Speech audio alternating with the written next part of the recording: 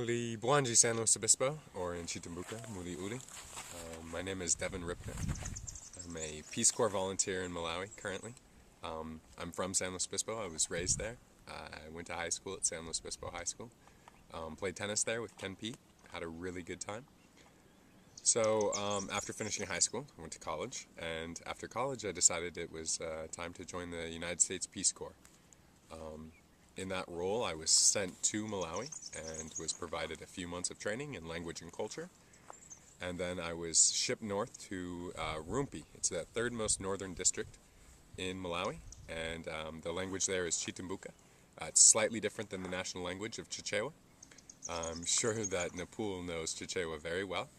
I do not, but I do speak Chitumbuka very well. In my capacity in the village that I'm living in, which is Kempenda, I've done a variety of projects. Most of them deal with agriculture, but a variety of projects. I have written grants to USAID to buy treadle pumps for dry season farming. I have raised money to build a mushroom house so that people can farm mushrooms in the area. I've helped with beekeeping. I have worked with HIV/AIDS groups to try to promote high-protein foods such as soybeans, beans, and groundnuts, peanuts. And so, after having served almost 2 years there, I have currently been working on a project to build a primary school in the village of Kalakalaka. The Village Development Committee, the VDC, first approached me to help them build a primary school in the area in early 2009.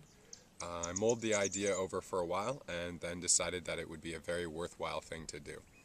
Kalakalaka is a village about 6 kilometers south of where I'm living in Kempenda. Right now there are about 1,000 families that live there, but it's growing very rapidly. The area around it is flat. The soil is very fertile, and it's perfect for farming maize and tobacco, which are the two biggest crops in Rumpi West, which is where I live. Because of that fact, many families are moving there. They're coming from southern and central Malawi, which has the highest population density, and moving into my area. Currently, there is not a primary school there. The two primary schools are, one is 6 kilometers to the north in Kempenda, and one is about 6.5 kilometers south in Lusani. Normally, this wouldn't be a problem, at least in the States. We have school buses, we have rain gear, we have rain boots that you can wear, rain jackets, umbrellas. But in Malawi, it's a little bit more difficult than that. There are no school buses. There are rain jackets, but they tend to be very expensive. There are umbrellas, but again, they're very expensive, and you would not give them to a 5-year-old to carry around. They're worth too much. So students frequently have to walk through the rain to get to school. They walk about 6 kilometers up a dirt road that turns into a mud pool during the rainy season. They usually only have one pair of shoes. They only have one set of school clothes, and if they get them dirty on their way to school, they will not be allowed to participate in school.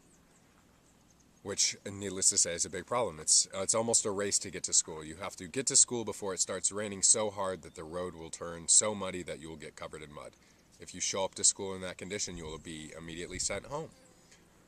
So the VDC was concerned about that. They were worried that their children were not being able to go to school frequently enough, and it is a big problem in Malawi. Besides that, the VDC was very worried that children as young as 5 were walking along this road north to Kempenda or south to Lusani.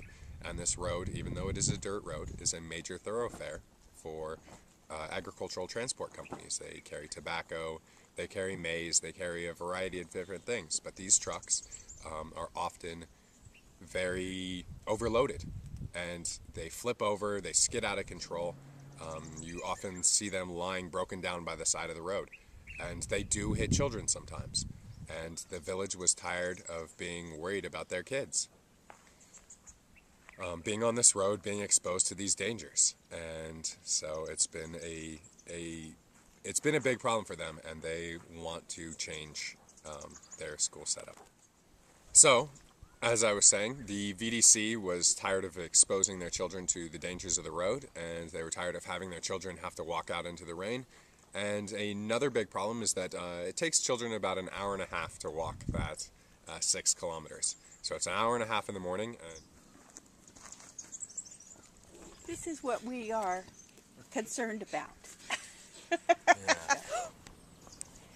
Okay, so needless to say, after experiences with children getting hit by cars and children just not being able to go to school because of the condition that they're in, the VDC really wants to have a school in their village. To that end, they've built about 100,000 bricks. They've started gathering sand. They'll be digging out the foundation. They'll be clearing the school grounds of trees. They'll be taking out the roots of the trees, burning them out of the ground so that they won't interfere with construction. They'll be taking out the anthills, the termite mounds. They'll be taking out everything.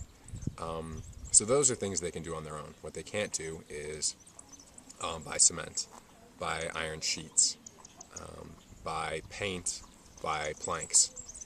So willing to oblige us. I've talked to Napul's father, Ramesh, in Lilongwe, and he's setting me up with the Mizuzu Rotary Club so that I can start working with them. And hopefully between the Mizuzu Rotary, find some money to help get this project going. This project is for young kids. It's going to be a junior primary school, so that means it will be for children between the ages of 5 and 8 years old.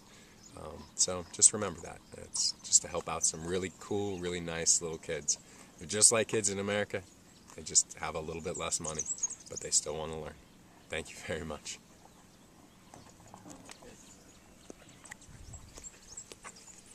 And that's why I keep looking up.